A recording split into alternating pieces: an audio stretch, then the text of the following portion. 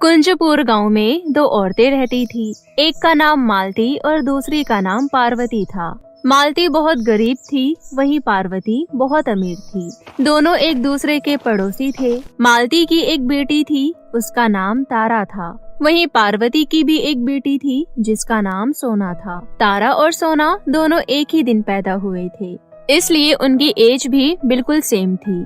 सोना एक बड़े स्कूल में पढ़ती थी, जबकि गरीब तारा एक सरकारी स्कूल में जाती थी। तारा की माँ मालती पार्वती के घर में झाड़ू पोछा का काम किया करती थी। वही काम करके मालती के घर का रोजी रोटी चलता था। कभी कभी पार्वती के घर का बचा कुचा खाना मालती घर ले जाती थी और उसे ही दोनों माँ बेटी खाकर सो जाया करती थी। एक दिन तारा अपनी माँ से पूछती है, माँ, आप सोना के घर से खाना क्यों ले आती हो? बेटा, उनके घर में जो खाना बच जाता है मैं वो ले आती हूँ, जिससे उनका खाना बर्बाद भी नहीं होता और हमारा पेट भी भर जाता है और इससे हमारे खाने का खर्चा भी बच जाता है। पैसे बचाएंगे बेटी, तभी तो कुछ होगा, ताकि मैं पैसे जोड़कर तुम्हें अच्छे से पढ़ा लिखा सकूं, ताकि तुम मेरी तरह लोगों के घरों में काम ना करो, बल्कि एक अच्छी नौकरी कर पैसे कमाओ। वो सब तो ठीक है, पर शाम को जब मैं खेलने जाती हूँ तो सोना मेरा बहुत मजाक उड़ाती है। वो सबको कहती फिरती है कि हम उनके घर का बचा हुआ खाना खाते हैं। मुझे बहुत बुरा लगता है माँ ये सब सुनकर। माँ, अगर आप उनके घर काम करना छोड़ देंगी तो सोना मेरा मजाक नहीं उड़ाएगी। तुम इन सब बातों को मत सोचो, वो अमीर लोग हैं। अगर मजाक उड़ाती भी है तो हमें कोई फर्क नहीं पड़ना चाहिए। बेटा, अगर मैंने नौकरी छोड़ दी तो उनके पास कोई और नौकरानी आ जाएगी, लेकिन मुझे काम देने वाला कहाँ से मिलेगा? आप सही कह रही हो। तारा एक समझदार लड़की थी, वो अपनी माँ की बात समझ जाती है। ऐसे ही कुछ दिन बीत जाते हैं और अब तारा और सोना दोनों का ही जन्मदिन आने वाला होता है। मालती पार्वती के घर काम करने जाती है। तभी शाम को पार्वती मालती से कहती है, मालती, कल मेरी बेटी सोना का जन्मदिन है। कल घर पर बहुत बड़ी पार्टी है। पार्टी में बहुत सारे लोग आएंगे। तुम्हें बहुत सारा काम करना होगा। सब कुछ की देख रेख तुम्हें ही करनी होगी। इसलिए एक काम करो, आज रात तुम यहीं सो जाओ। पर दीदी, मेरी बेटी घर पर मेरा इंतजार कर रही होगी। वो मेरे बगैर सो नहीं पाएगी। मुझे घर जाना ही होगा। कल सुबह मैं जल्दी आ जाऊंगी। आप चिंता ना करें, मैं सारा काम अच्छे से संभाल लूंगी।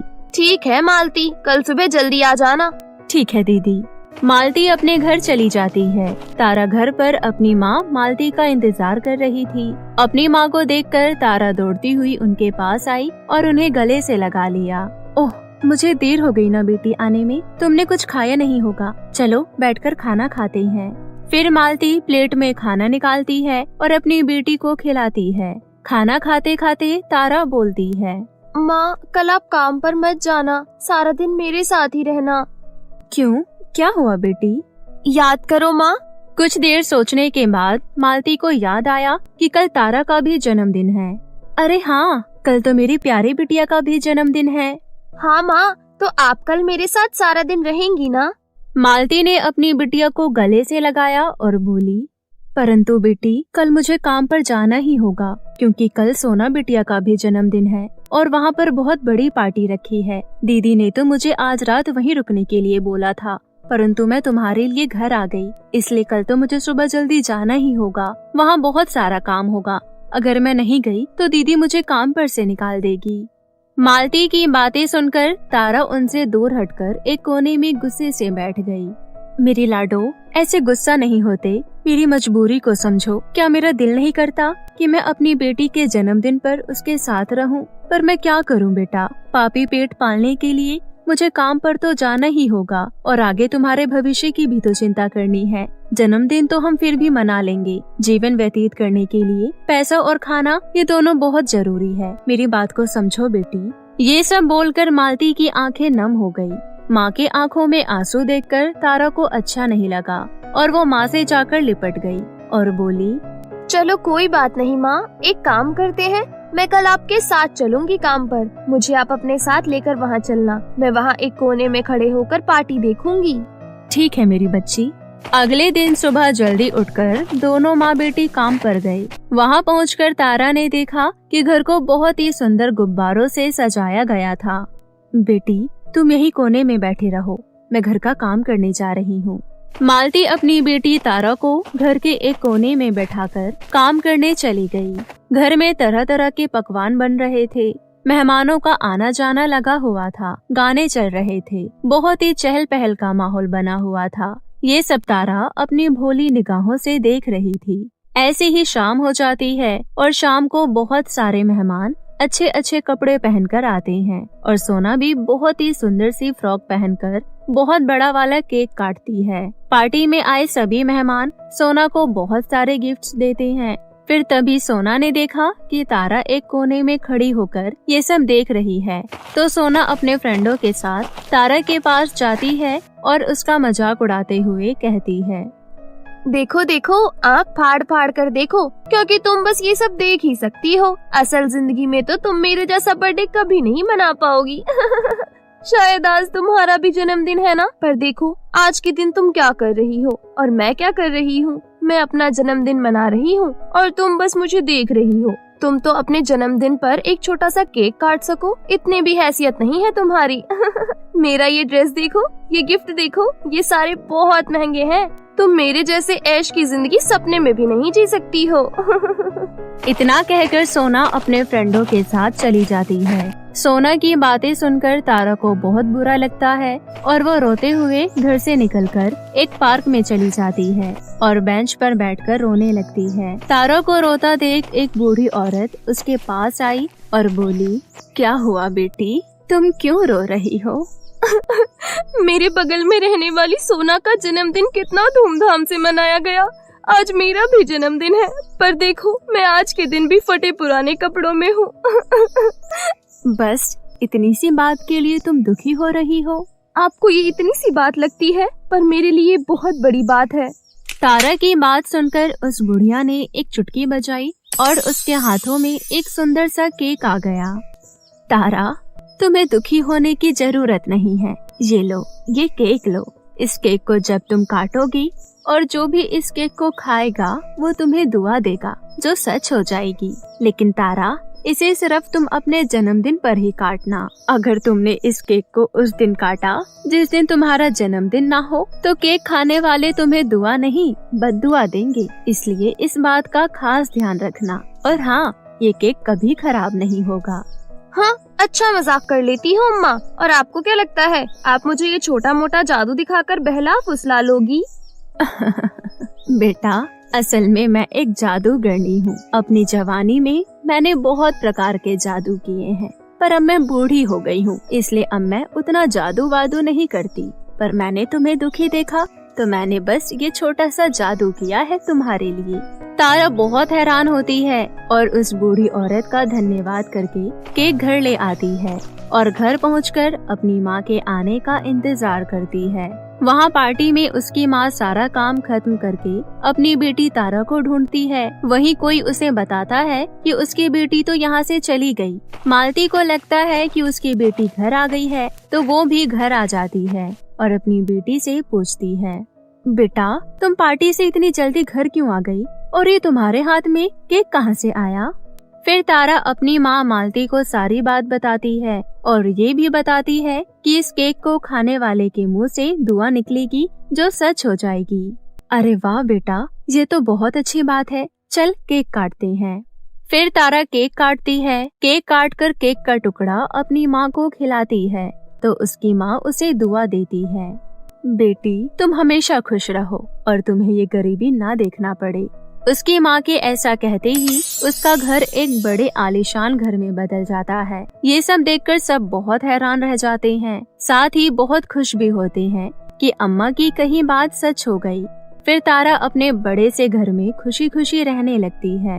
अब उनके घर में किसी चीज की कोई कमी नहीं थी। उसकी माँ मालती भी सोना के घर में झाड़ू पोछा करने का काम छोड़ देती है। ये सब देखकर सोना को तारा पर शक होता है कि ये इतनी जल्दी इतनी अमीर कैसे हो गई। फिर वो चोरी छुपे तारा पर नजर रखने लगती है और एक दिन तारा अपनी माँ के साथ बैठकर उस केक के बारे में बात कर रही होती है और केक का शुक्रिया अदा कर रही होती है। खिड़की से उनकी सारी बातें सोना सुन लेती है। अच्छा, तो ये सब जादुई केक का कमाल है। अगर ये केक मुझे मिल जाए फिर तो मैं और भी ज्यादा अमीर हो जाऊंगी। ऐसा सोचकर सोना एक दिन तारा के घर जाती है और कहती है, आंटी तारा है क्या? हाँ बेटा, वो अपने रूम में पढ़ाई कर रही है, जाओ तुम उसके रूम में चली जाओ। अच्छा आंटी, वो पढ़ाई कर रही है तो उसे डिस्टर्ब क्यों करना? मैं तो बस यहाँ से जा रही थी तो मुझे प्यास लग गई, तो सोचिए आपके घर से पानी पीते हुए जाऊं। सोना को कहीं ना कहीं ये लगता था कि पक्का उसने केक अपने फ्रिज में ही रखा होगा। हाँ हाँ बेटा, क्यों नहीं, बैठो, मैं अभी पानी लेकर आती हूँ। अरे नहीं नहीं आंटी, आप क्यों तकलीफ करती हो, मैं खुद ले लेती हूँ। तभी मालती को किसी काम से तारा आवाज लगाती है। मालती अपनी बेटी के कमरे में चली जाती है। तभी सोना मौका देखकर फ्रिज खोलकर वो जादुई केक लेकर जल्दी से अपने घर चली जाती है। केक देखकर उसके घर वाले पूछते हैं, अरे बेटा, अभी तो हमने तुम्हारा जन्मदिन मनाया था, फिर तुम ये केक अब किस खुशी में काट रही हो? वो माँ, आज मैं अपने स्कूल में डांस कंपटीशन में फर्स्ट आई हूँ ना, तो इसी खुशी में समझ लीजिए। सोना जल्दी से वो केक काटती है और अपने मम्मी पापा को खिलाती है। केक खाते ही उसकी मम्मी कहती है, बेटी तुम बहुत ही बदसूरत हो जाओ और इस आलीशान घर से एक रोड पर आ जाओ और लोगों से भीख मांगो। ये सुनकर सोना कहती है, अरे माँ, आप पागल हो गई हो क्या? आप ये क्या कह रही हो? फिर तभी अचानक उसका घर एक झोपड़पट्टी में बदल गया और सोना बहुत ही बदसूरत हो गई। उसके अच्छे खासे कपड़े फटे पुराने कपड़ों में बदल गए। ये देखकर वो लोग हैरान रह गए। अरे बेटा, ये क्या हो गया? हमारा घर झोपड़ी में कैसे बदल गया? पता नहीं माँ, ये सब कैसे हुआ? उन लोगों के पास खाने तक के पैसे नहीं थे, इसलिए उन लोगों को मजबूरन सड़कों पर लोगों से भीख मांगकर अपना गुजारा करना पड़ता है। फिर एक दिन तारा अपने कार से शॉपिंग करने जा रही होती है कि तभी उसकी नजर उन लोगों पर पड़ती है। वो अपनी गाड़ी से उतरकर उनके पास जाती है और उनसे इस हालत का कारण पूछती है। तभी सोना बोलती है, तारा, मुझे माफ कर दो, मैंने तुम्हारा जादुई केक चुराया था ताकि मैं तुमसे भी ज्यादा अमीर बन सकूं, लेकिन उल्टा मैं बहुत गरीब हो गई और मेरी गलती की सजा मेरे घर वालों को भी भुगतनी पड़ रही है। प्लीज मुझे माफ कर दो। सोना, शायद तुम्हें ये बात नहीं पता थी कि इस केक को सिर्फ अपने जन्मदिन वाले दिन ही काटना चाहिए, वरना खाने वाला व्यक्ति आपको बद्दुआ देता है और वो बद्दुआ सच हो जाती है। अब तुम 1 साल का वेट करो, जब तुम्हारा बर्थडे आएगा तब तुम फिर से इस केक को काटना और फिर केक खाने वाले लोग तुम्हें दुआ देंगे जो सच हो जाएगी और तुम वापस से पहले जैसी हो जाओगी। इतना बोलकर तारा अपनी गाड़ी में बैठकर चली जाती है। सोना को अपनी चोरी पर बहुत पछतावा होता है और उसके एक गलती का परिणाम उसके सभी घर वालों को भुगतना पड़ता है। उन लोगों को 1 साल लोगों से भीख मांगकर अपना गुजारा चलाना पड़ता है। पूर्वी अपनी माँ के साथ रहती थी। उसकी माँ रीता कई महीनों से बीमार थी, यहाँ तक कि डॉक्टर ने रीता को बोल दिया था कि 2 महीने के अंदर अंदर उसकी मौत हो जाएगी। जैसे ही रीता को ये बात पता चलती है, वो पूर्वी से कहती है, पूर्वी, मैं आजकल ज्यादा बीमार रहने लगी हूँ, अगर मुझे कुछ हो गया तो तू अपने चाचा जी के घर चली जाइयो। माँ, आप ये कैसी बातें कर रही हो? आपको कुछ नहीं होगा। आज डॉक्टर ने मुझे बोल दिया है कि 2 महीने के अंदर अंदर मेरी मौत हो जाएगी। हम तो जैसे तैसे अपना पेट भर लेते हैं, इलाज कैसे करवा पाएंगे? तेरे चाचा जी बहुत अच्छे हैं, वो तुझे अपने घर में जरूर रखेंगे। और हाँ, मैं अच्छे से जानती हूँ, इस गांव की लड़कियाँ तेरे काले रंग की वजह से तेरा बहुत मजाक बनाते हैं। अरे माँ, मैं उन लड़कियों की बातों पर ज्यादा ध्यान नहीं देती। पर है तो बच्चे ही ना, क्या पता कभी तुझे उनकी बात बुरी लग जाए। मेरे जाने के बाद तो गांव में किसी से भी बात मत करियो। इसी तरह 1 महीने बीत जाते हैं। तभी एक दिन रीता की तबीयत अचानक बिगड़ जाती है और उसी वक्त उसकी जान निकल जाती है। माँ, आखिरकार आप मुझे अकेले छोड़कर चली गयी। एक आप ही तो मेरी सहारा थी और अब आप भी मुझे छोड़कर चली गयी। हर बार मैं ऐसे अकेले क्यों रह जाती हूँ? रोते रोते पूर्वी थोड़ी देर बाद अपनी माँ का अंतिम संस्कार कर देती है। 2 दिन तक तो उसका रो रो कर बुरा हाल था। तभी उसके पड़ोस में रहने वाली एक औरत उसके घर आती है। पूर्वी बेटा, मैं जानती हूँ तेरे लिए ये बहुत दुख का समय है, लेकिन तू खुद सोच, अगर तेरी माँ तुझे इस तरह रोते हुए देखती तो क्या उन्हें अच्छा लगता? तू खुद को संभाल, ये जीवन है, कैसे भी करके इसे जीना ही होता है। कुछ देर तक वो औरत पूर्वी को समझाती है और फिर अपने घर वापस चली जाती है। उसके जाने के बाद पूर्वी सोचती है, माँ ने मुझे कहा था कि उनके जाने के बाद मुझे चाचा जी के घर जाना है, लेकिन मैं वहाँ नहीं जाना चाहती। अभी थोड़े से पैसे हैं, उससे खाने का जुगाड़ कर लूंगी, तब तक कोई काम ढूंढ लेती हूँ। पूर्वी थोड़े से पैसों से घर का राशन ले आती है और खुद काम ढूंढने बाहर चली जाती है। पूर्वी अभी छोटी थी, इसलिए उसे कोई भी अपने दुकान पर काम पर नहीं रख रहा था। काका, आपके दुकान में काम है तो मुझे रख लो। अरे नहीं, तुझे मैं अपनी दुकान में काम पर नहीं रखूंगा। क्यों, क्या हो गया काका? आपको तो पता ही है मुझे काम की सख्त जरूरत है। तुझे अपनी दुकान में काम पर रखकर मुझे जेल नहीं जाना है। तू अभी 18 साल से कम है। अगर किसी ने भी पुलिस को ये बात बताई तो मुझे जेल हो जाएगी। इस तरह पूर्वी को कहीं काम नहीं मिलता है और ना चाहते हुए कुछ दिनों बाद उसे अपने चाचा चाची के घर जाना ही पड़ता है। पूर्वी अपने चाचा को सारी बातें बताती है। हाँ, मुझे ये बात पता चली थी, लेकिन मैं गांव में नहीं था, जिसकी वजह से मैं नहीं आ पाया। तेरी चाची थी, लेकिन पता नहीं क्यों ये गई ही नहीं। क्यों जाऊँ मैं इसके घर? आज से कई सालों पहले जब मैं वहाँ से निकली थी तो मैंने सोच लिया था कि कभी वहाँ वापस नहीं जाऊंगी। तुम तो पुरानी बात भूलना ही नहीं चाहती हो। ऐसे कैसे भूल जाऊं? चुप हो जाओ, तुम्हारी वही घिसी पिटी बातें सुनने का मुझे कोई शौक नहीं है। फिलहाल मैं यही कहूँगा कि पूर्वी को हमारी जरूरत है और वो यहीं रहेगी। अपने पति के इतना कहते ही रेखा भड़क जाती है और बोलती है, अरे अब पागल हो गए हो क्या? जब इसके परिवार से हमारा कोई रिश्ता नाता नहीं तो इससे मेरा क्या रिश्ता है जो मैं इसे अपने घर में रख लूं? अरे रेखा, अभी ये छोटी बच्ची है, बच्चों से क्या दुश्मनी निकाल रही हो? ऐसे अकेले कहाँ रहेगी? ये सही है, कोई भी मुंह उठाकर आए और उसे मैं अपने घर में रख लूं। अरे इसकी शक्ल तो देखो, मेरी सहेलियों ने इसे देखा तो मेरा कितना मजाक बनाएगी। कतई नहीं, ये यहाँ कतई नहीं रहेगी। रेखा, बस अब तुम बहुत बोल चुकी हो। तुम्हारी सहेलियों की मुझे कुछ नहीं पड़ी है। अब उनके बारे में सोचकर मैं फैसला करूँगा। ये घर मेरे पैसों से चलता है और मैंने फैसला ले लिया है कि पूर्वी इसी घर में रहेगी। वैसे भी मैं अभी काम के सिलसिले से शहर जा रहा हूँ, इसलिए मेरा मूड मत खराब करो। अगले दिन पूर्वी के चाचा शहर चले जाते हैं। रेखा चाहकर भी पूर्वी को घर से बाहर नहीं निकाल पा रही थी। रेखा की खुद की बेटी भी थी जिसका नाम जियाना था। जियाना अपनी माँ की तरह ही घमंडी और बदतमीज थी। अपने पति के जाने के बाद रेखा पूर्वी को एक तमाचा लगाती है और बोलती है, काली, तेरे पैदा होते ही तेरा बाप मर गया और अब तेरी माँ मेरे घर में क्या मनहूसियत फैलाने आई है? आज से पहले कभी भी जियाना के पापा ने मुझसे इस तरीके से बात नहीं की है और तेरी वजह से ये कसर भी पूरी हो गई। तेरा इस घर में जीना हराम ना कर दिया तो मेरा नाम भी रेखा नहीं। देख कैसे तो खुद निकलेगी मेरे घर से। चल अब अपनी गंदी शक्ल लेकर मेरे सामने खड़ी मत रह। किचन में जाकर बर्तन धो, उसके बाद बाथरूम में रखे कपड़े भी धो दियो। ठीक है चाची जी, आज से घर के सारे काम मैं कर दूंगी। आपने मुझे अपने घर में रहने की इजाजत दी, मेरे लिए यही सबसे बड़ी बात है। ओ हेलो, 2 टके की काली नौकरानी, मेरे सामने ज्यादा मीठी मीठी बातें मत कर। और हाँ, मुझे चाची बोलने की जरूरत नहीं है। इस घर में एक नौकरानी की हैसियत से रह रही है, समझ गई? पूर्वी रेखा की बात सुनकर निराश होती है, लेकिन फिर भी वो चुपचाप घर के सारे कामों में लग जाती है।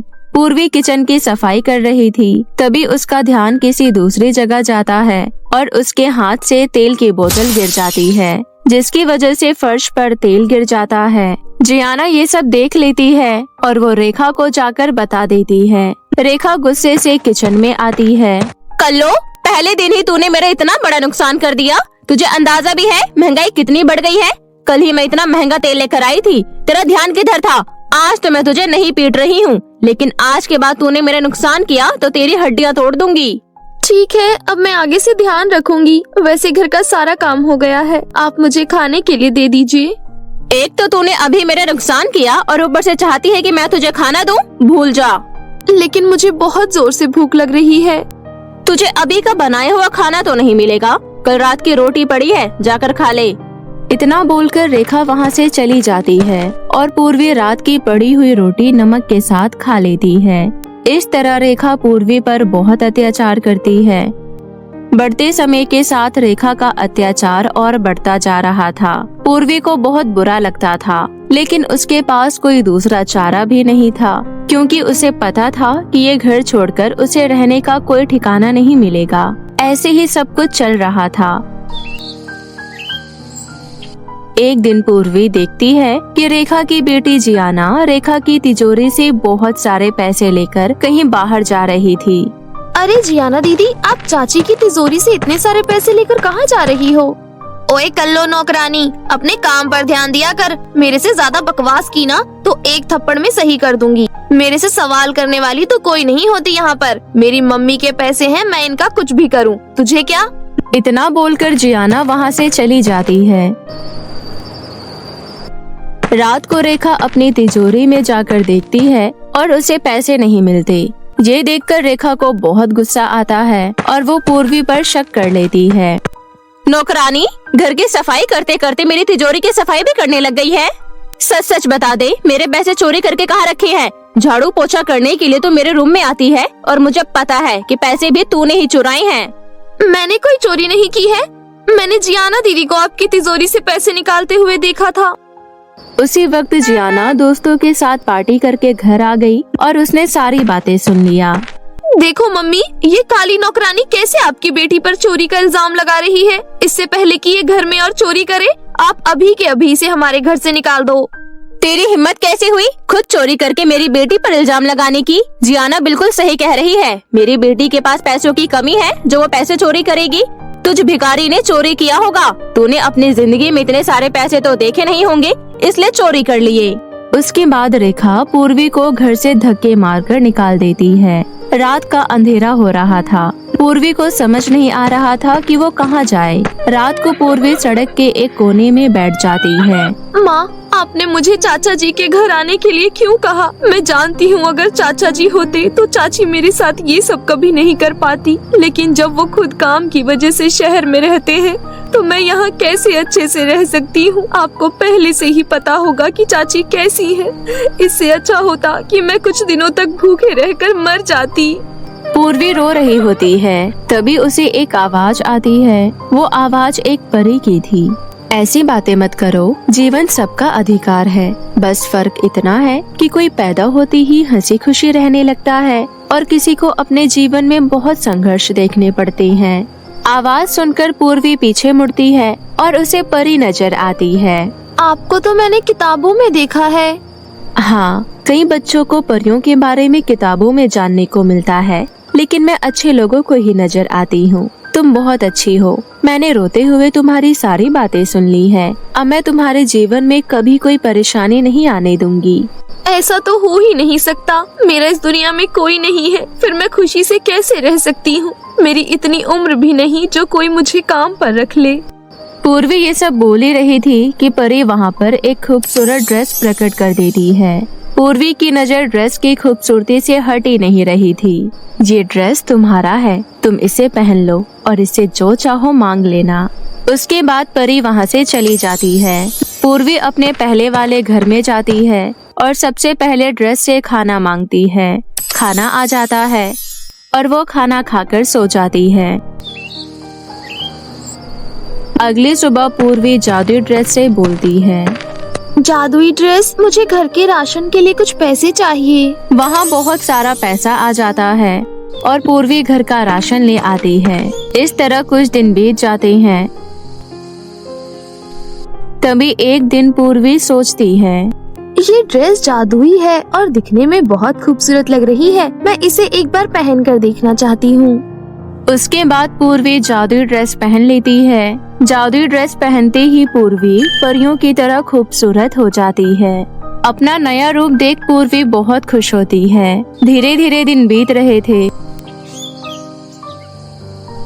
और पूर्वी जादुई ड्रेस की मदद से अपना एक दुकान खोल लेती है। गांव के सभी लोग पूर्वी के दुकान से ही सामान लेते थे।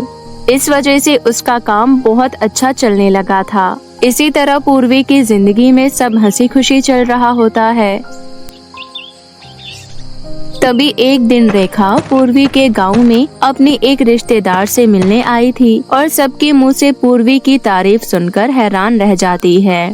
पहले तो सबकी बातें सुनकर रेखा को विश्वास नहीं होता है कि पूर्वी अपने दुकान से इतनी अमीर हो गई है। लेकिन जब वो अपने आँखों से पूर्वी की दुकान देखती है तो उसे यकीन करना पड़ता है। अरे मुझे तो यकीन ही नहीं हो रहा कि ये वही गरीब है जो रहने के ठिकाने के लिए मेरे घर पर आई थी और आज अपने नाम से इतना बड़ा दुकान चलाती है। अचानक इसके पास खुद का दुकान खोलने के पैसे कहाँ से आए? और मैंने सुना है कि पूर्वी का घर भी बहुत बड़ा है। इसके घर जाकर देखती हूँ। रेखा गांव के किसी औरत से पूर्वी के घर का पता मांगती है और उसके घर जाती है। रेखा पूर्वी के घर में ताक झांक करने लगती है और उसे जादुई ड्रेस के बारे में पता चल जाता है। अच्छा तो ये बात है। थोड़ी देर बाद जैसे ही ये लड़की अपने दुकान वापस जाएगी, मैं जादुई ड्रेस से बहुत सारे सोने के सिक्के मांगूंगी। थोड़ी देर बाद पूर्वी घर से बाहर जाती है। रेखा उसके घर के अंदर जाती है। जादुई ड्रेस, मुझे बहुत सारे सोने के सिक्के दे दो। मूर्ख औरत, तुझे क्या लगता है कि पूर्वी अपना घर का गुजारा मेरी मदद से करती है? मैंने उसकी मदद बस 2 बार की और उसके बाद से उसने सब कुछ अपने दम पर किया है और तू आ गई मेरे से भीख मांगने। मैं तो तुझे छोड़ूंगी नहीं। इतना कहकर जादुई ड्रेस वहाँ एक सांप ले आता है। सांप देखकर रेखा डर जाती है और वहाँ से भाग जाती है। उस दिन के बाद से रेखा कभी भी उस गांव में नहीं आती है। इस तरह रेखा को उसके किए की सजा मिल जाती है और पूर्वी फिर से हंसी खुशी रहने लगती है। सावित्री की 3 बहुएं थीं। पहली बहू का नाम महिमा, दूसरी बहू का नाम नीता और तीसरी बहू का नाम मीनू था। सावित्री के तीनों बेटे दिहाड़ी मजदूरी का काम करते थे। तीनों बहुत कम कमाते थे, जिसकी वजह से इतने बड़े परिवार का गुजारा नहीं चल पा रहा था। इसलिए उसकी तीनों बहू बालों में लगाने वाले तेल बेचने का काम करती थी। तीनों रोज सुबह सुबह टोकरी में तेल का डब्बा रखकर घर घर जाकर बेचने लगती है। कभी कभी तेल की बिक्री हो जाती थी, परंतु अधिकतर उनकी बिक्री नहीं होती थी। एक दिन घर में चूल्हे में खाना बनाने के लिए लकड़ियाँ खत्म हो जाती हैं। माँ जी, लकड़ियाँ खत्म हो गई हैं। ठीक है, मैं मीनू बहू को अपने साथ जंगल ले जाती हूँ और लकड़ियाँ लेकर आ जाती हूँ। मीनू बहू, मेरे साथ जंगल चल, लकड़ियाँ लेकर आनी है। नहीं अम्मा, मैं नहीं जा रही लकड़ियाँ लेने। आप खुद चली जाओ या नीता दीदी को ले जाओ। सावित्री नीता को लेकर जंगल चली जाती है और लकड़ियाँ लेकर आ जाती है। थोड़ी देर बाद खाना बन जाता है और खाना खाने के बाद तीनों टोकरी में तेल लेकर बेचने चली जाती हैं। नीता किसी के घर के दरवाजे के पास जाती है और सिर से टोकरी उतारकर नीचे रख देती है। अरे ओ काकी, बालों में लगाने वाला तेल ले लो, प्रकृति तेल है। इसे लगाने के बाद बाल झड़ने बिल्कुल बंद हो जाएंगे और लंबे काले घने बाल आ जाएंगे। अरे नहीं नहीं, मुझे नहीं चाहिए। वैसे ही मेरे सर पर इतने कम बाल हैं। अगर ये भी इस तेल की वजह से झड़ गए तो मैं तो टकली ही हो जाऊंगी। नहीं चाहिए मुझे। अरे काकी, एक बार लगा कर तो देखो, प्रकृति तेल है, आपके बालों को कुछ नहीं होगा। ठीक है, मैं ले लूंगी, लेकिन तू मुझे 30 रुपए की छूट देगी तब लूंगी।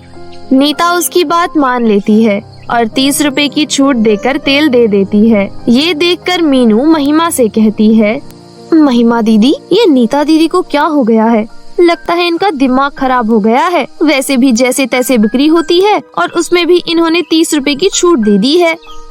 सही बोल रही है, 30 रुपए में तो एक दिन की सब्जी आ जाती है। पता नहीं इसे ये दान करने की क्या जरूरत थी। तभी नीता उन दोनों के पास आ जाती है और फिर तीनों आगे बढ़ जाते हैं। चलते चलते तीनों को एक बेहोश चिड़िया मिलती है, जिसके पैरों और पंखों में धागा बंधा हुआ था।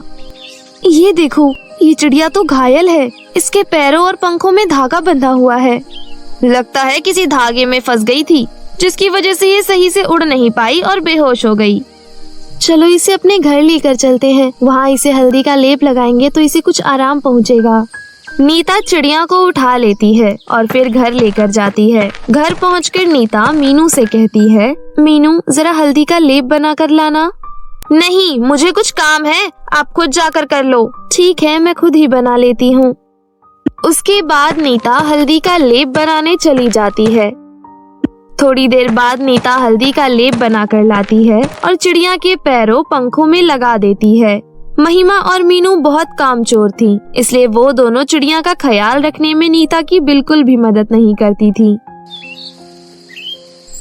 कुछ दिनों में चिड़िया ठीक हो जाती है। तभी नीता चिड़िया को दाना पानी देते हुए कहती है, मेरी प्यारी चिड़िया, मुझे लगता है अब तुम पूरी तरह से ठीक हो गई हो।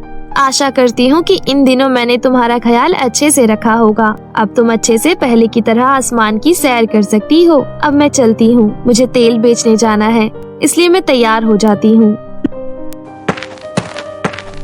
उसके बाद नीता कंघी करने लगती है, लेकिन तभी उसके बहुत सारे बाल झड़कर जमीन पर गिर जाते हैं। अपने इतने सारे बालों को टूटा हुआ देख नीता रोने लगती है। तभी वहाँ पर मीनू आती है और बोलती है, अरे नीता दीदी, आपके बालों को क्या हो गया? अचानक इतने सारे बाल कैसे टूट गए? पता नहीं मीनू, खिड़की के पास शैम्पू का डब्बा रखा हुआ था, मैंने वही वाला शैम्पू लगाया और अचानक मेरे बाल टूटने लग गए। अरे दीदी, आपने वो शैम्पू क्यों लगाया? उस शैम्पू के डब्बे में तो मैंने थोड़ा सा मिट्टी का तेल मिला दिया था। लेकिन क्यों? तेरी वजह से मेरे सारे बाल खराब हो गए। मैंने जल्दी जल्दी में उस वक्त ध्यान नहीं दिया। मुझे अपने बालों से मिट्टी तेल की स्मेल आ रही है। खिड़की के बाहर से चिड़िया ये सब देख लेती है और वो अपने जादू से वहाँ एक शैम्पू प्रकट कर देती है। तभी नीता की नजर उस शैम्पू पर जाती है। लगता है ये अम्मा जी कोई नई शैम्पू लेकर आई है। अब इसमें तो तूने मिट्टी का तेल नहीं मिलाया है ना? नहीं, आप चाहो तो इसे लगा सकती हो। इतना बोलकर मीनू वहाँ से चली जाती है और नीता उस शैम्पू से अपने बाल धो लेती है। जैसे ही नीता बाल धोकर बाहर आती है तो उसके बाल सोने के बन जाते हैं। महिमा और मीनू की नीता के सोने के बाल पर नजर जाती है और वो दोनों ये देखकर हैरान रह जाती हैं। नीता, मीनू ने मुझे बताया कि तेरे बाल टूट रहे हैं, लेकिन तेरे बाल तो सोने के हो गए हैं। ये बाल सोने के कैसे बने? आखिर ऐसा क्या किया आपने? कैसी बातें कर रहे हो? मेरे बाल सोने के कैसे हो सकते हैं? इतना बोलकर नीता शीशे में खुद को देखती है और वो अपने सोने के बाल देखकर हैरान रह जाती है। हाँ, ये तो सच में मेरे बाल सोने के हो गए हैं, लेकिन कैसे? तुम अपने बालों को लेकर बहुत परेशान थी, इसलिए मैंने ये किया। अरे, ये आवाज कहाँ से आ रही है? तभी चिड़िया घर के अंदर आती है और परी बन जाती है। तुमने मेरी सेवा की, इसलिए उसके बदले मैंने तुम्हें ये इनाम दिया है। आप परी हो, पर आप चिड़िया क्यों बनी? मैं जब भी पृथ्वी लोक घूमने आती हूँ तो चिड़िया का रूप लेकर ही आती हूँ, लेकिन उस दिन मेरा पैर किसी धागे में फंस गया, जिसकी वजह से मैं बेहोश हो गई थी। वो तो अच्छा हुआ सही समय पर तुम आ गई, वरना मेरी तो जान ही चली जाती। तुम सोने के बाल तोड़कर इन्हें बेच सकती हो और जो चाहे खरीद सकती हो। बाल कभी खत्म नहीं होंगे। तुम जितने बाल तोड़ोगी फिर से नए बाल आ जाएंगे। काश नीता दीदी की तरह हम दोनों को भी सोने के बाल मिल जाते। परी, आपका बहुत धन्यवाद कि आपने मुझे ये सोने के बाल दिए, लेकिन मैं चाहती हूँ कि महिमा दीदी और मीनू को भी आप ये सोने के बाल दे दो। मैं उन्हें ऐसे उदास नहीं देख सकती। ठीक है, तुम दोनों के बाल भी सोने के हो जाएंगे। वहाँ पर मैंने चमत्कारी शैम्पू रख दिया है, तुम दोनों भी वही लगा लो। कभी भी लालच मत करना और ना ही इन बालों का घमंड करना। अगर तुमने ऐसा किया तो ये बाल हमेशा के लिए लुप्त हो जाएंगे। ये बोलकर परी वहाँ से चली जाती है। महिमा और मीनू शैम्पू लगा लेती हैं और उन दोनों के बाल भी सोने के हो जाते हैं। मैं तो सोने के बालों में बहुत खूबसूरत लग रही हूँ। सबसे ज्यादा अच्छी तो मैं लग रही हूँ, मेरे प्यारे सोने के बाल। नीता वहाँ आती है और बोलती है, महिमा दीदी और मीनू दीदी दोनों ही बहुत सुंदर लग रहे हो, मेरे से भी ज्यादा। वैसे आप दोनों को याद है ना, ज्यादा लालच नहीं करना वरना बाल गायब हो जाएंगे। तू अपने आप को ज्यादा समझदार और हम दोनों को पागल समझती है क्या? हम दोनों ने भी परी की बात सुनी है, इसलिए तुझे बताने की कोई जरूरत नहीं है। हाँ महिमा दीदी, चलो यहाँ से, ये तो हमेशा ज्ञान बांटने लग जाती है। उसके बाद दोनों पूरे गांव घूमने चली जाती हैं। सारे गांव वाले दोनों के सोने के बाल निहारते रह जाते हैं। वहीं दूसरी तरफ घर में राशन खत्म हो गया था, इसलिए नीता अपने 2 बाल तोड़ती है और बोलती है, ये सही रहेगा, मैं इन दोनों बालों को बेचकर घर की जरूरतों का सामान ले आती हूँ। उसके बाद नीता सोने के बाल को तोड़कर घर की जरूरतों का सारा सामान ले आती है। वहीं दूसरी तरफ मीनू महिमा से कहती है, महिमा दीदी चलो हम अपने बाल को बेचकर बहुत सारे नए कपड़े और मेकअप का सामान लेकर आते हैं। इस तरह मीनू और महिमा अपने बाल बेचकर अपने बहुत सारे कपड़े और मेकअप का सामान ले आती हैं। बढ़ते समय के साथ दोनों बहुत ही ज्यादा घमंडी हो जाती हैं। एक दिन उनके दरवाजे पर एक बूढ़ी अम्मा आती है।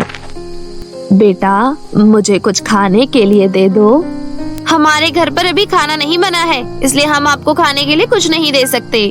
तभी वहाँ पर नीता आ जाती है और बोलती है, तो क्या हो गया अम्मा, आप बैठ जाओ, मैं जल्दी से खाना बना देती हूँ। बूढ़ी अम्मा बैठ जाती है और नीता जल्दी से उनके लिए खाना बना देती है। इस तरह नीता हर जरूरतमंद लोगों की मदद करती थी, लेकिन महिमा और मीनू ऐसा नहीं करती थी। अगले दिन महिमा और मीनू किसी रिश्तेदार के घर से लौट रही होती हैं। तभी रास्ते में एक बेसहारा औरत महिमा और मीनू से कहती है, बेटा, मुझे कुछ पैसे दे दो, मेरी बेटी बहुत बीमार है और उसकी दवाई के लिए मेरे पास पैसे नहीं हैं। नहीं, हमारे पास पैसे नहीं हैं, हम नहीं देंगे। इतना बोलकर दोनों घर वापस आ जाती हैं। तभी दोनों के सोने के बाल गायब हो जाते हैं और दोनों टकली हो जाती है। नीता दोनों को देखती है और बोलती है, ये क्या हो गया, तुम दोनों के सोने के बाल कहाँ गए? मीनू और महिमा रोने लगती हैं। दोनों समझ जाती हैं कि उन्होंने उस बेसहारा औरत की मदद नहीं की थी, इसलिए उनके बाल गायब हो गए। दोनों को अपनी गलती का एहसास होता है और दोनों उस दिन से सुधर जाती हैं। लेकिन फिर भी उन दोनों के नए बाल नहीं आते हैं। लेकिन अभी भी नीता के पास उसके सोने के बाल थे। नीता अपने सोने के बाल बेचकर एक बड़ी सी दुकान खोलती है। अब उन तीनों के पति मजदूरी का काम नहीं करते थे और अपनी दुकान संभालते थे। इस तरह सब कुछ ठीक हो जाता है और सब हंसी खुशी रहने लगते हैं।